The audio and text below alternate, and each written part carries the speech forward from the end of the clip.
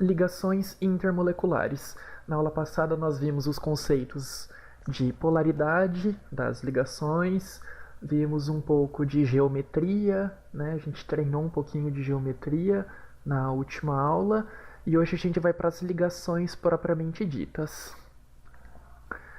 Nós vimos na última aula que as substâncias elas precisariam de ter alguma forma de interação entre moléculas diferentes para que elas fiquem no estado líquido ou no estado sólido. Então, para a gente ter a madeira, a gente tem várias moléculas de celulose, de lignina juntas, mas elas não estão só juntas, os átomos, por ligações covalentes. Essas moléculas têm que interagir umas com as outras, então elas com todas as vizinhas para ficar algo maciço. E aqui a gente vai começar a ver a forma, a distância das ligações, coisas da geometria. Então, substâncias moleculares, quais são? Elas são aquelas formadas por ligações covalentes.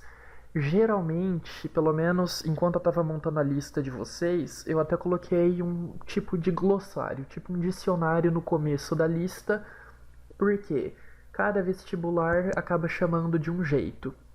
Então, substâncias moleculares são aquelas formadas por ligações covalentes, então são substâncias covalentes. Só que, em geral, pelo que eu consegui perceber pela maioria dos autores, quando eles chamam de moleculares, significam que são substâncias, moléculas apolares. E quando eles chamam de substâncias covalentes, são moléculas covalentes. Lembrando que para a gente saber covalentes polares, né? Para a gente saber a polaridade de uma molécula, não basta a gente ver só as ligações, tá? A gente tem que ver a geometria. Então depende também dos pares de elétrons livres. E como a gente tinha visto na aula passada, uma molécula pode ter ligações polares, mas a molécula ser apolar, como é o caso do CO2. A molécula, a ligação entre o carbono e o oxigênio é uma ligação polar, porque eles têm diferente eletronegatividade, mas a molécula tem um momento de polo igual a zero. Então a molécula ela é apolar. A carga estaria distribuída bem pela molécula, certo? Não tem um momento de polo resultante. Essas substâncias moleculares elas podem ser encontradas no estado sólido, no estado líquido ou gasoso em condições ambientais. E cada estado da matéria depende de como as moléculas desse composto interagem entre si e quais são as formas de atração formadas. E como as atrações são formadas. Isso depende de cada elemento dessa molécula, tá? Então, alguns elementos podem dar propriedades mais polares para as moléculas e alteram os tipos de interação que elas têm, enquanto outros elementos podem ser mais apolares. Outros elementos podem permitir ligações de hidrogênio, e isso muda muito o comportamento da matéria. Quanto mais forte for a interação formada, mais difícil vai ser você romper essa interação. Quanto mais difícil for de romper essas interações, maior vai ser a temperatura de fusão. Então vamos pensar assim. A gente tem algumas substâncias no estado sólido. A água, naturalmente, a gente pode encontrar nos 3 estados. Então a gente pode encontrar a água no estado gasoso, líquido e sólido, dependendo da região, das pressões atmosféricas, incidência de luz. Mas a gente pode encontrar ela naturalmente nos 3 estados. No estado sólido, a gente encontra outras moléculas também, como ácido bórico, o óxido de ferro, que isso daqui seria basicamente a ferrugem. O iodo a gente encontra também no estado sólido. E como que é esse estado? As moléculas estão bem próximas entre si e muito bem organizadas na forma de interação entre elas. Com essa alta proximidade e uma certa organização, eles se solidificam e ficam rígidos. Para a gente passar um composto do estado sólido para o líquido, a gente não precisa de fazer uma transformação química. A gente precisa fazer só uma transformação física. Então, a gente tem que quebrar essas interações, essas grandes interações formadas de todos os lados. Geralmente, a gente faz fornecendo calor. Então, quando a gente esquenta, as moléculas começam a se agitar e vão se desestruturando e se soltando. E elas ficam líquidas. Da mesma forma, quando a gente pega o gelo do freezer e deixa nesse calor agradável de Ribeirão Preto. Então, o calor pode ser o suficiente para agitar e quebrar essas moléculas. Enquanto, se a gente pegar uma barra metálica, então se a gente pegar um pedaço de ferro e, por exemplo, alumínio, pegar uma panela de alumínio e colocar no sol, ela não vai derreter. Por quê? Apesar de ser sólido igual gelo, as formas de interação intermolecular são diferentes. Então, elas vão precisar de mais energia, mais força para conseguir quebrar essas interações, certo? Estado líquido, o que a gente encontra naturalmente? A água, então, grande parte da água que a gente encontra no planeta está no estado líquido, certo? Bromo a gente encontra no estado líquido, o etanol a gente encontra no estado líquido, certo? Tem várias coisas que a gente consegue encontrar naturalmente na forma líquida. Ácido sulfúrico, o ácido nítrico, enquanto outras moléculas elas são encontradas no estado gasoso. Então, oxigênio. O oxigênio você não vai conseguir ver ele no estado líquido naturalmente. Então, mesmo que se você vai para a Antártica, é bem provável que você consiga encontrar uma poça de oxigênio, certo? Porque as interações que uma molécula de oxigênio faz com a vizinha são muito fracas. Se essas interações são muito fracas, mesmo no frio, né, mesmo em menos 80 graus Celsius, elas podem ser quebradas e as moléculas podem ficar separadas entre si. Então, nitrogênio líquido. Nitrogênio, para ele estar no estado líquido, a gente precisa, se eu não me engano, 80 graus negativos. É mais ou menos essa faixa. Então, é impossível você encontrar nitrogênio sólido na natureza. Porque se o líquido você encontra menos 80 graus, o sólido tem que ser menos ainda, certo?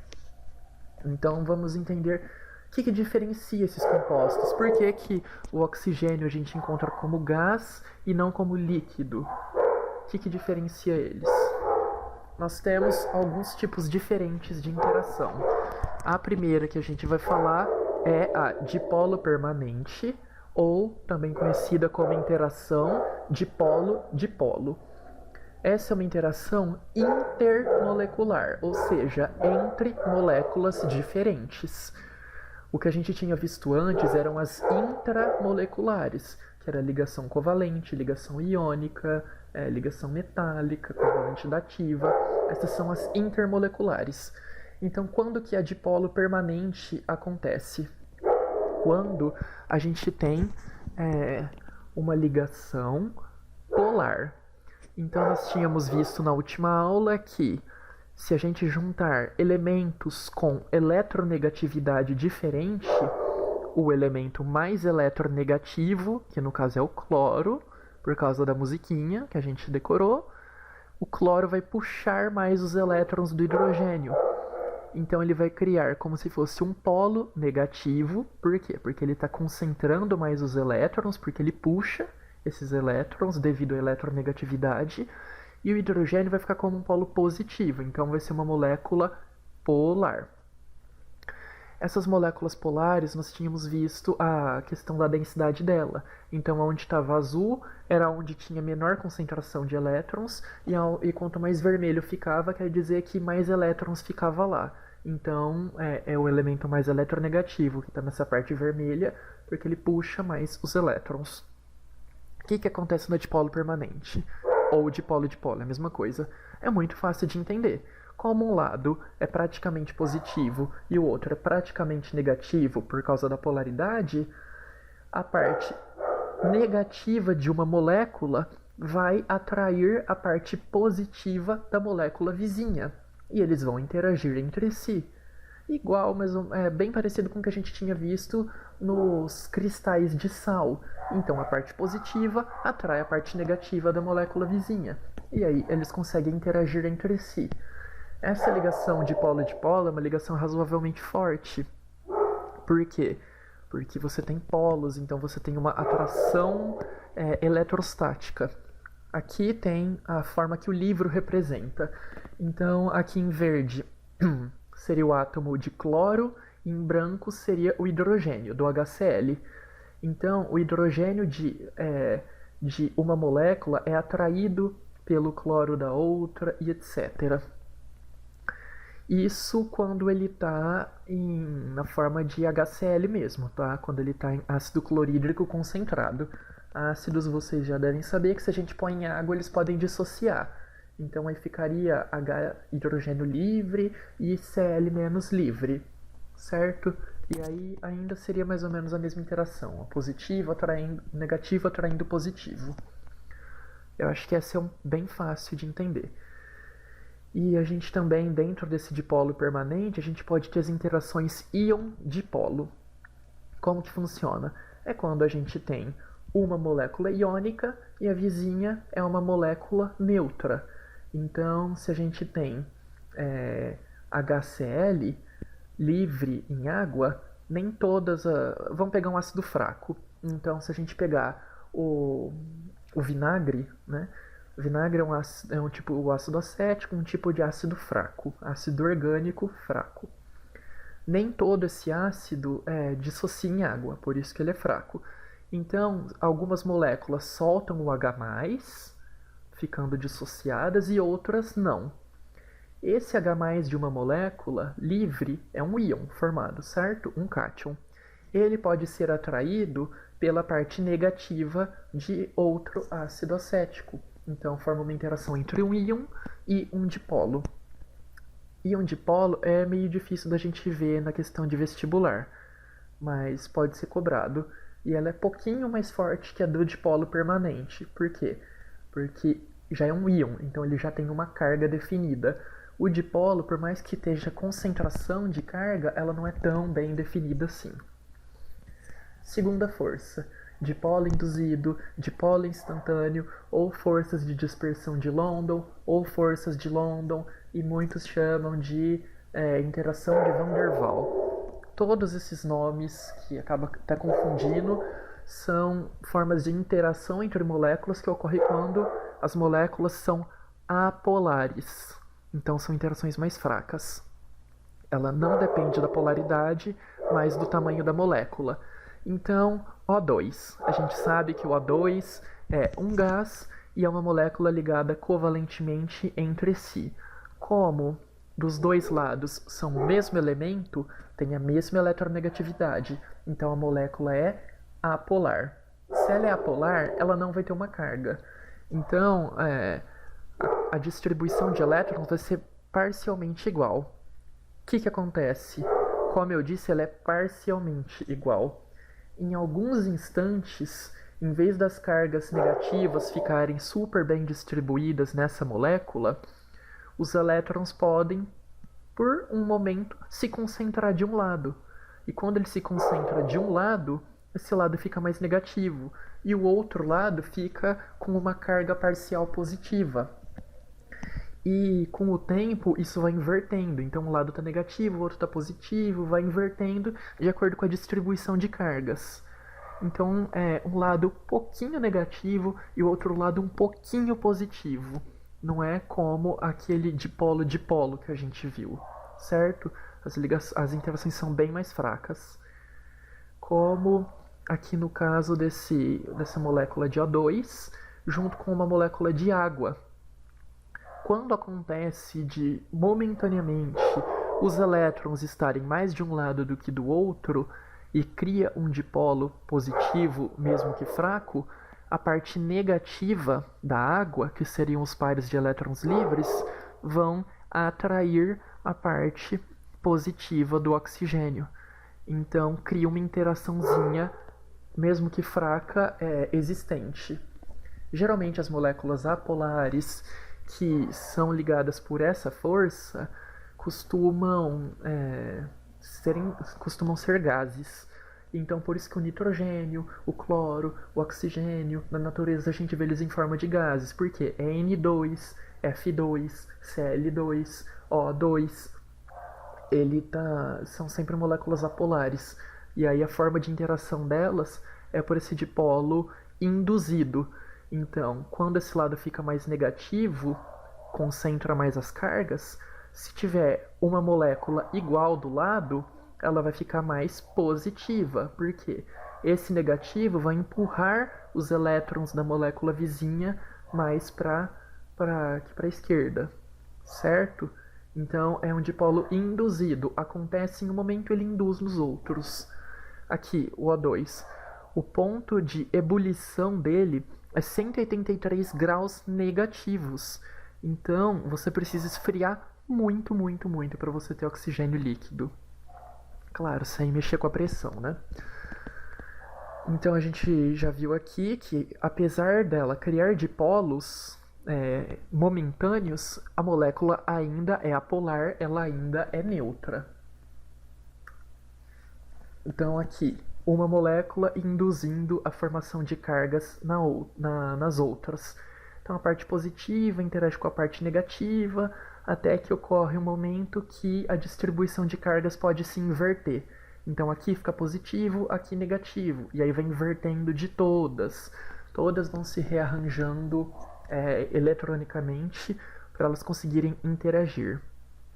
Do que essas forças dependem? Bom, elas dependem principalmente de tamanho e massa. Aqui dá para vocês terem um exemplo. O neônio, ele é um gás e ele tem 10 elétrons. Tá vendo? Ó, aqui nessa imagem estão 4, 5, 6, 7 mostrados de um lado e 3 do outro. Quando esses 7 estão mais para esse lado, ele fica negativo. Então ele fica com um dipolo negativo. A partir do momento que redistribui a carga e fica com menos elétrons, ele fica positivado e influenciando a molécula vizinha. Que modula bastante essas forças? O tamanho e a massa da molécula. Então, quanto maior for a molécula apolar, mais superfície de contato ela vai ter. Quanto maior essa superfície, essa área de contato para ela ter, mais a molécula vizinha vai ter lugar para interagir, certo? Então, como é mais fácil você segurar uma folha sulfite? Se a folha sulfite estiver inteira e você pode pegar ela, ou se ela tiver sido dobrada 10 vezes e for desse tamanhozinho. É mais fácil de você conseguir pegar ela se ela for maior, porque você tem um maior apoio para a mão, você consegue segurar com todos os dedos. É a mesma coisa as moléculas. Então aqui o etano. O etano ele é pequenininho, ele tem só 2 carbonos. Se vocês não estiverem entendendo essas formas de representação, a gente já vai começar na próxima aula. É que é meio difícil avançar na química, porque alguns conhecimentos vocês só vão adquirir lá pra frente para entender e tal, mas vamos tentando. Então ele tem 2 carbonos e as bolinhas menores são hidrogênios. Aqui a gente tem o hexano, ele tem 6 carbonos e essas bolinhas menores de hidrogênio. Obviamente, o hexano é bem maior. Como ele é bem maior, ele tem muito mais lugar para uma molécula vizinha de hexano se grudar e interagir. Ele tem uma área bem maior. E o que acontece? A temperatura de ebulição, ou seja, a temperatura dele passar de sólido de líquido para gás, né? Ebulição, tá líquido, vira gasoso. Do etano é quase 90 graus negativo. Quando você aumenta os átomos, continuam sendo cadeias apolares, porque o carbono e o hidrogênio, vocês vão ver na orgânica, como eles têm a eletronegatividade muito parecida, o que acontece? A gente considera uma molécula que tem carbono e hidrogênio apolar. Então, se a molécula tem só carbono e hidrogênio, for uma cadeia grandinha, ela é considerada apolar. Só de você aumentar o número de átomos dessa cadeia, ela passa de 90 graus negativo para 70 graus positivo. Então, você consegue encontrar o hexano líquido na natureza. E olha quanto que mexe na temperatura de fusão. Por quê? maior superfície, mais fácil de uma molécula se encaixar sobre a outra, certo? Dá uma maior área para elas encostarem nas moléculas vizinhas. Então, com essa maior área de contato, é mais fácil de interagir. Agora, se fosse, em vez de hexano, fosse um dodecano, então tivesse 2 vezes o tamanho do hexano tudo junto, as temperaturas de fusão e ebulição seriam maiores ainda, porque moléculas seriam bem grandes e daria para encostar muito bem uma na outra. Mesma coisa. O que é mais fácil da gente equilibrar? Uma ervilha em cima da outra, que seria um etano em cima do outro, ou seria mais fácil a gente equilibrar uma salsicha em cima da outra? Como as salsichas são maiores, talvez seja mais fácil da gente equilibrar. Talvez tenha que dar uma apertadinha para dar uma amassada, mas já dá para equilibrar, porque a interação é fraca, certo? Mais ou menos o mesmo pensamento. Ervilha com ervilha não vai ter uma interação forte, só a gravidade puxando. Salsicha com salsicha também. Acho que eu tô com fome. Outra coisa que influencia nesse dipolo induzido, o formato tridimensional da molécula. Se a molécula é mais linear, se ela é mais esticada, é mais fácil de você encaixar uma na outra do que se ela for ramificada. Então, olha esse pentano e neopentano. Ambos têm 5 átomos de carbono, certo? 5 átomos de carbono para os dois. Era para eles terem a temperatura de fusão e ebulição muito parecidas. Só que o arranjo deles é bem diferente. O pentano é bem linear, voltando ao exemplo da salsicha, e o neopentano está todo ramificado, ele fica quase redondinho. Então é muito mais fácil a gente colocar uma salsicha aqui em cima da outra do que equilibrar uma ervilha em cima da outra. E isso impacta muito na temperatura de fusão também, certo? Então se a gente tiver... porque lembrem-se, essas ligações são ligações simples, elas vão poder ficar rodando. Então, com esses átomos rodando sem parar, você praticamente não tem espaço vazio para uma outra molécula se encaixar. Não é tipo Tetris, que um X vai conseguir se encaixar no outro. Porque, apesar da gente ver essa bolinha, eles estão todos se mexendo, né? Eles estão vibrando. E esse espaço acaba sendo ocupado por eles mesmos, pelas forças de repulsão. E aí não dá para encaixar outro átomo aqui. Os únicos pontos de contato seriam as partes externas. Então aqui tem uma área externa muito maior. Poderia encostar em tudo isso daqui. A última grande influência nas ligações dipolo e dipolo. Então a gente viu que apesar de elas serem ligações fracas, tem condições que as moléculas podem ter, algumas propriedades, que aumentam a força da ligação. Ela continua sendo mais fraca que as demais, mas ela pode ser... pode existir um dipolo induzido mais forte que outro. Mas os dipolos induzidos são sempre mais fracos que os dipolo-dipolo, tá?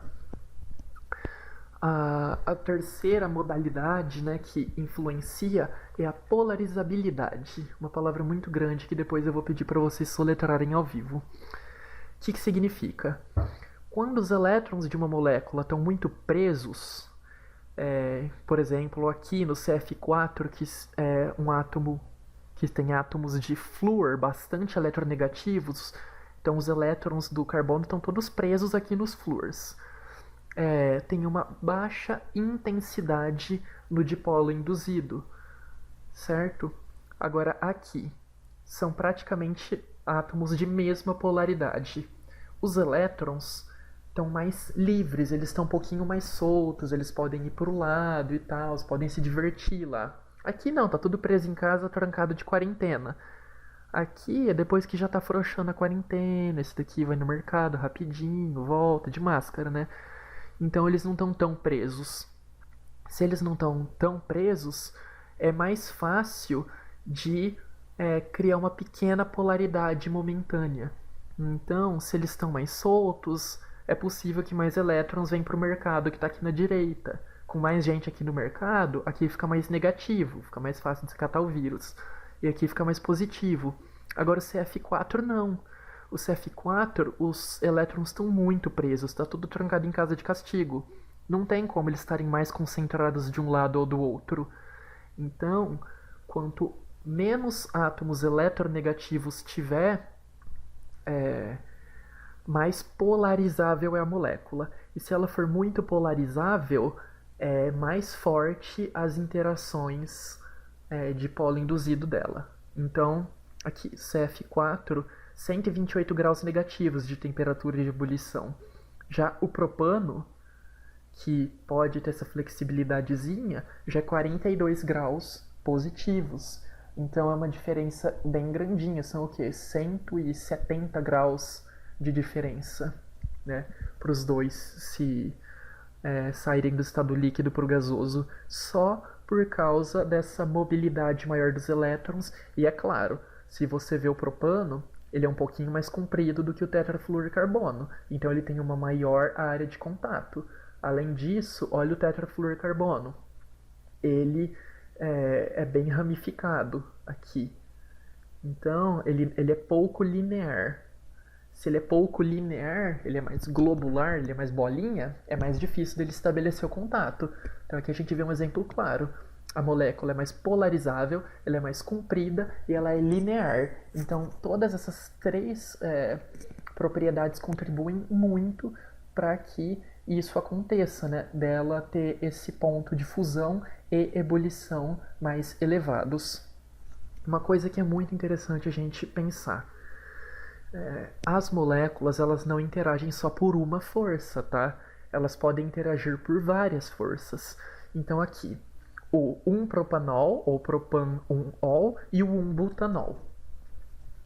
Aqui são 3 átomos de carbono com uma hidroxila, ou seja, OH na ponta. E aqui são 4 átomos de carbono com uma hidroxila.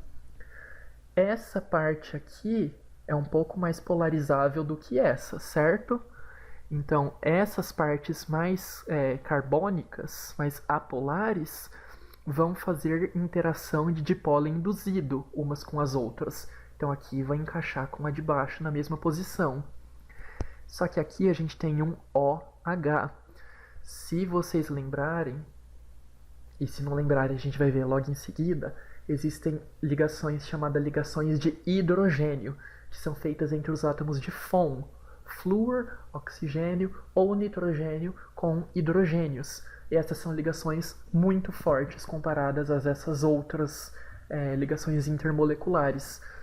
Então, esses átomos eles conseguem fazer ligações de hidrogênio com um vizinho. Só por ter uma hidroxila, olha aqui, o propano, 42 graus de temperatura de ebulição. O 1-propanol, que é um álcool, só por ter essa partezinha que acrescenta a ligação de hidrogênio, dá, olha aqui, quase 60 graus a mais de estabilidade. Então as moléculas interagem com mais força, fica mais difícil quebrar. Se tá mais difícil quebrar, que eu digo, é a interação entre uma molécula e outra, tá? Entre moléculas vizinhas. Se tá mais difícil separar elas, você precisa de fornecer mais calor e aumenta o ponto de fusão e ebulição. Terceira ligação que a gente vai ver. Então a gente já viu a dipolo-dipolo, a dipolo induzido, e agora a gente vai ver as ligações de hidrogênio, que são as mais fortes. Ela é um caso especial do dipolo permanente. Então ela é um caso especial daquelas moléculas polares, certo? Por que ela é um caso especial? Porque o FON, flúor, oxigênio e nitrogênio, são muito eletronegativos. São os 3 átomos mais eletronegativos de todos da tabela periódica, pelo menos descobertos até o momento. E provavelmente continuarão sendo assim por causa das propriedades que eu tinha explicado da eletronegatividade, que ela depende também do tamanho do átomo, coisas do tipo. Então, FON são os mais eletronegativos. Hidrogênio ele não é tão eletronegativo. Mas o que acontece? O FON, se eles estiverem perto de um hidrogênio, eles conseguem puxar tanto a carga que ela fica com uma carga parcial positiva. E aí, o excesso de uma carga positiva pode atrair o FON da molécula vizinha. Ai, como assim? Que coisa confusa. HF. Tem o F do FON e tem um hidrogênio. Então tem que ter um dos 3 átomos do FON e um hidrogênio. Esse flúor aqui vai atrair muitos elétrons. Então aqui vai ficar muito polarizado, certo? Então aqui vai ficar com uma carga bastante negativa e aqui com uma carga positiva. Como essa carga está bem positivada, né, por causa da atração do flúor, esse flúor aqui também vai querer essa carga positiva para ele. Então o flúor vizinho vai criar uma ligação de hidrogênio, que é esse tracejado, puxando o hidrogênio vizinho, certo? Então aqui, ó, o FON polariza o hidrogênio e deixa ele com alta carga parcial positiva. Excesso de carga positiva atrai o par de elétrons livres do FON de outra molécula. A água. O oxigênio da água atrai muitos elétrons desses hidrogênios. Então eles ficam quase positivos. Positivo atrai negativo, negativo atrai positivo. Se ele fica muito positivo, o oxigênio fica muito negativo. Então aqui a gente tem uma carga negativa e aqui a gente tem uma carga positiva. E aí as moléculas vizinhas vão interagir com isso. Então elas vão interagir o quê? Aqui, esse oxigênio vai estar negativo, ele vai atrair os hidrogênios positivos do outro. Então é muito parecida com uma dipolo-dipolo, só que ela é mais forte. Por quê? Porque esses três átomos FON são muito eletronegativos. Essas ligações de hidrogênio podem ocorrer entre as moléculas de uma mesma substância. Então pode acontecer do ácido fluorídrico com ele mesmo, igual eu acabei de explicar, a água com a própria água, a amônia com a própria amônia. Tá vendo? Aqui tem cada um exemplo do FON, ó, F-O-N. A gente tem os exemplos do FON. Mas eles podem ocorrer entre moléculas diferentes, entre substâncias diferentes. Então, esse hidrogênio positivo acaba sendo atraído por esse oxigênio negativo. Da mesma forma, o nitrogênio negativo atrai o hidrogênio positivo, certo? Então, os pares de elétrons vão sendo atraídos para a parte positiva. Então, em geral, puxa aqui a carga para cá, porque está muito positivo. E aí, se você joga amônia na água, e daí? Se você joga amônia na água, ela se solubiliza, então ela fica solúvel. Por quê? Porque as moléculas podem fazer ligações entre si, então elas se misturam. Agora, óleo e água. O óleo, eles basicamente cadeias de carbono assim, só que bem grandes, né? Cerca de 15 átomos de carbono, então bem comprido. Se você joga ele na água, ele não vai ter um grupo capaz de fazer ligação de hidrogênio. Então não vai ter como solubilizar. Por quê? Porque o óleo vai querer fazer só ligação de polo induzido e a água vai querer fazer ligação de hidrogênio. Cada um vai querer uma coisa, da incompatibilidade de gênio, da divórcio. O óleo separa da água. A água também pode solubilizar acetona, água e etanol, por isso que dá para misturar. Então dá pra gente comprar etanol puro, mas também dá pra gente solubilizar o etanol em água, né? Então várias bebidas alcoólicas têm diferentes gradações de álcool. Então algumas são 6%, umas são 1%, outras são 12%. Por quê? Porque o etanol solubiliza na água. Apesar do etanol ter carbono, hidrogênio, uma parte apolar, é pequena essa parte apolar, e a parte polar dele consegue interagir com a água. Essas ligações de hidrogênio elas são bastante fortes e elas modificam algumas das propriedades da água. Como assim? Elas aumentam muito a temperatura de fusão e de ebulição comparada com o esperado se fosse uma ligação de polo, certo? Então, só se as moléculas fossem polares, não daria para explicar o porquê do comportamento dos compostos com ligação de hidrogênio. Porque, vamos supor, se fosse considerar que a água fizesse só ligação de polo, era para a água evaporar, vamos supor, a 50 graus Celsius. Mas a gente sabe que a água evapora a 100 graus Celsius. O que explica essa diferença enorme? As ligações de hidrogênio, que são muito fortes. Elas interagem de tal forma uma com a outra que elas criam essa coesão da gota. Então a gente vê que quando a gota d'água cai numa agulha, Até ela chegar aqui, ela não chega a se quebrar.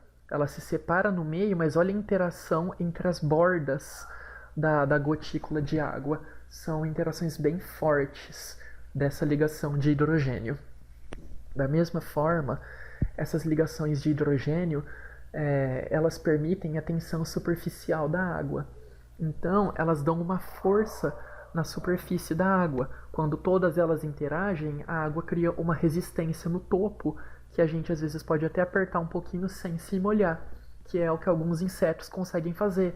Eles são muito levinhos e quando eles encostam a pata na água, a água se deforma em vez de quebrar essas ligações e enfiar a pata dele na água e ele se afogar. Não, ele anda sobre a água. Aqui estão várias interações, várias ligações ou pontes de hidrogênio sendo formadas.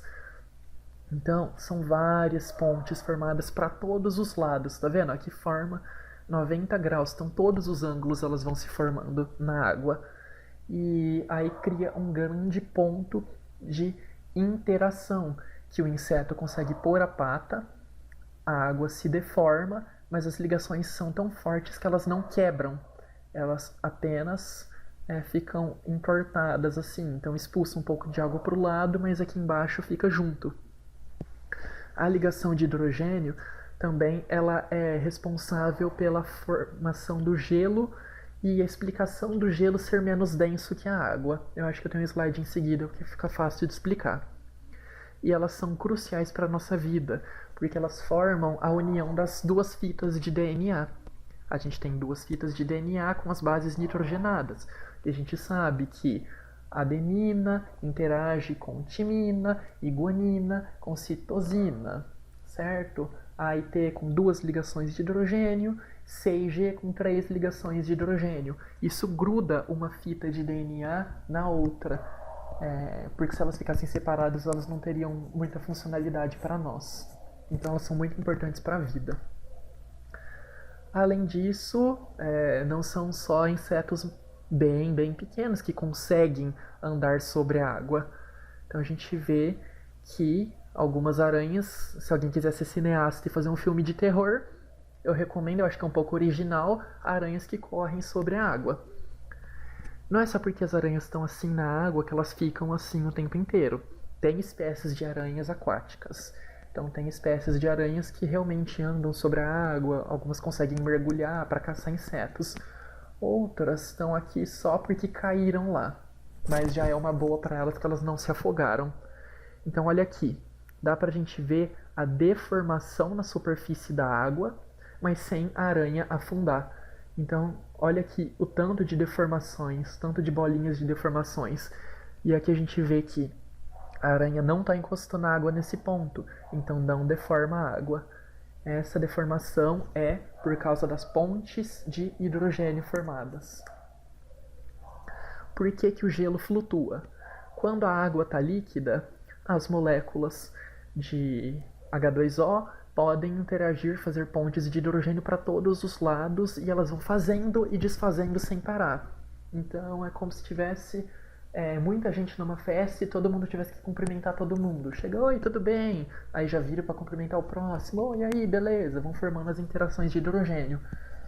Quando elas se solidificam, né? Quando você solidifica a água, para ter uma melhor formação das pontes de hidrogênio, a água assume esse formato, como se fosse um hexágono aqui que a gente está vendo, só que a gente está vendo em bidimensional.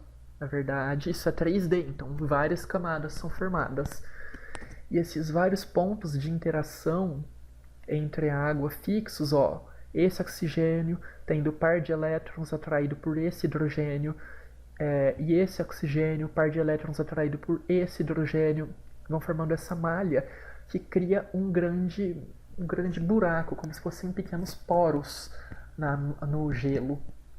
E aí o que acontece? Você diminui a densidade do gelo e o gelo consegue flutuar sobre a água.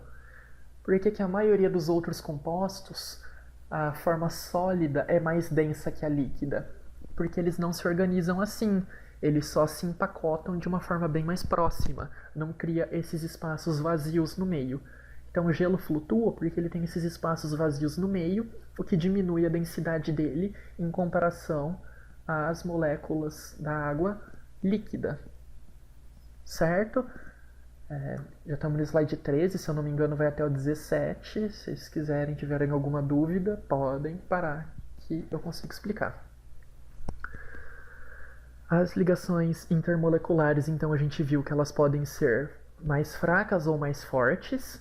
Então, em ordem de força, dipolo induzido, mais fraca, dipolo permanente, intermediária, ligação de hidrogênio, é a intermolecular mais forte que tem, tá?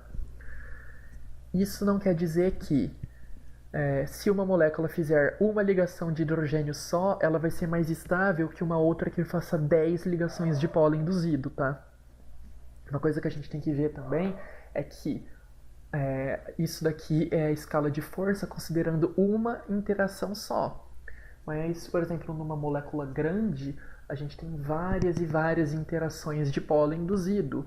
E a somatória dessas forças pode ser suficiente para a molécula se colar. Igual quando a gente viu aquelas moléculas de 15 carbonos. São 15 carbonos que podem fazer dipolo induzido com a molécula vizinha. Então é muito maior do que se fosse um carbono só. São 15 carbonos fazendo essa força. Então a somatória dela dá algo que fica bem mais sólido, bem mais junto. E das ligações interatômicas ou intermoleculares, a covalente é a mais fraca, a metálica intermediária e a iônica é a mais forte. Ou seja, os compostos covalentes provavelmente e em geral têm uma temperatura de fusão e ebulição bem mais baixas comparadas a compostos iônicos. Então é muito mais fácil você derreter açúcar no fogão, né, fazer um caramelo, do que você efetivamente derreter o sal. Né? Demoraria mais, porque o sal é iônico e o açúcar é feito de ligações covalentes. Uma coisa maravilhosa que dá pra gente ver da somatória de forças. Aqui tem um animalzinho que eu amo e admiro muito. As lagartixas, que são basicamente o melhor amigo do homem.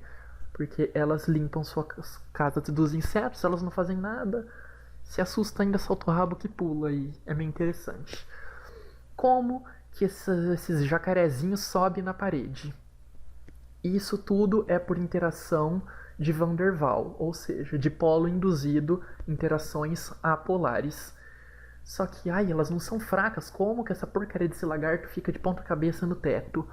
Porque nas patas delas, elas têm várias ramificações.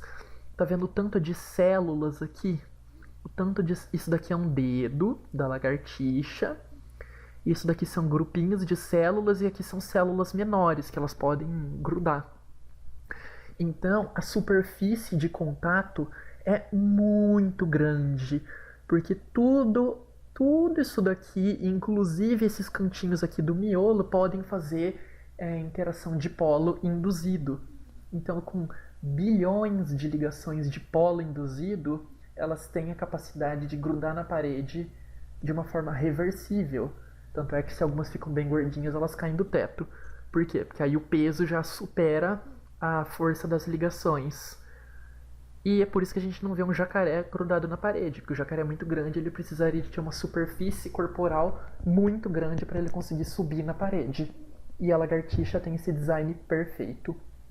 Então, ligações dipolo induzido são fracas, mas muitas juntas podem ser fortes, tipo Winx unidos venceremos, certo?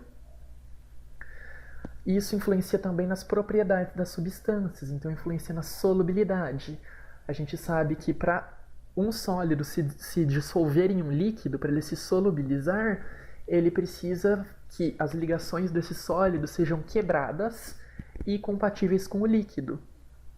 Então, o sal na água, o ânion, então, por exemplo, o Cl-, ele é estabilizado pelos hidrogênios da água, enquanto o Na+, ele pode ser estabilizado pelo oxigênio.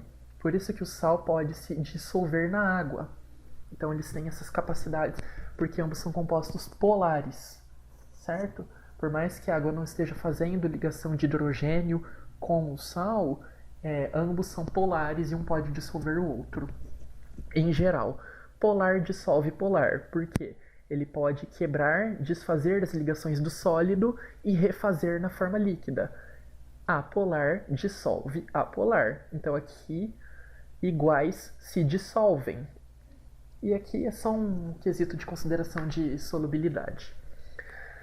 Aqui é uma plaquinha de isopor, que é apolar. Ele é poliestireno, então tudo isso daqui é carbono e hidrogênio. Isso daqui do lado significa que ele pode se ligar várias e várias vezes. E acetona, que está aqui na plaquinha, no pratinho. A acetona tem essa parte polar, mas ela também tem partes mais apolares. Essas partes mais apolares são capazes de interagir com o isopor. E quando ela interage com o isopor, vai quebrando as ligações do isopor com o isopor e vai liberando o ar. Libera o excesso de ar e aí o isopor pode se solubilizar na acetona. Por quê? Ambos têm partes apolares e semelhante dissolve semelhante. Outra propriedade das substâncias, a detergência ou surfactância. Aqui a gente tem uma molécula bem grande de uma cadeia apolar. Só que na cabeça dela, ela tem uma cabeça muito polar. É uma cabeça iônica. Ela é extremamente polar, certo? Então, é uma parte apolar e uma parte polar. Essa parte faz interações de Van der Waals, né, dipolo induzido, e aqui faria ligações eletrostáticas, ou seja, mais próximo de um dipolo-dipolo, ou um íon-dipolo. O que acontece?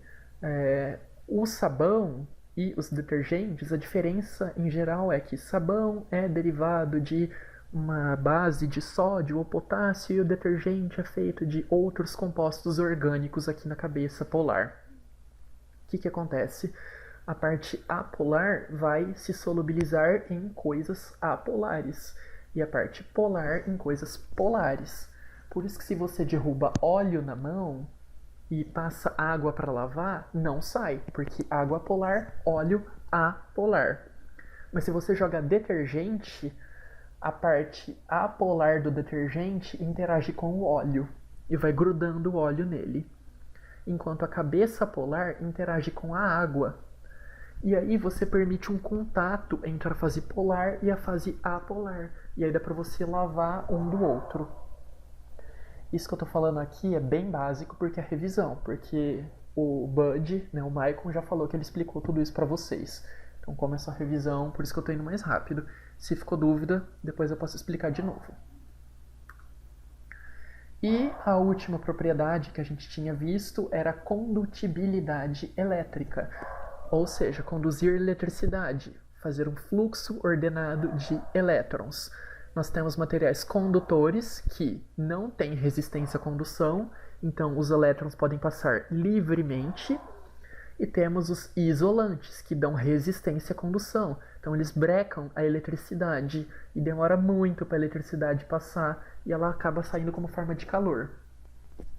Em geral, metais na forma sólida ou líquida conduzem eletricidade. Então, metal sólido, líquido, eletricidade. Ok, igual a gente viu na aula de ligação metálica, juntando as plaquinhas. Substância iônica, ou seja, ligação iônica. No sólido, ele não conduz eletricidade, os íons ficam presos. E no líquido, tá vendo? Ó? Eles podem sim conduzir eletricidade. Por quê? Porque tem carga, tem ânions livres que podem se mexer e levar a carga. Então, metal, sólido, líquido, eletricidade. Iônica, sólido, sem eletricidade, líquido ou aquoso, eletricidade. Substância molecular ou de ligação covalente apolar. Ela não conduz eletricidade nem na forma líquida, nem na forma sólida e, em geral, nem na aquosa. É claro que tem exceção para tudo na química, mas, em geral, substâncias covalentes tem os elétrons, elas têm maior resistência à eletricidade. Os elétrons não podem saltar de um lado para o outro, por quê? São substâncias moleculares, então elas são apolares. Não tem como a carga sair de uma e ir para outro. O que a gente viu era de polos instantâneos, que por segundos a carga fica em algum lado ou no outro, mas não da carga sair e ir passeando embora. Certo? Eu acho que é só isso. Fui bem rápido nessa parte de propriedades. Se ficou alguma dúvida, vocês podem vir me perguntar.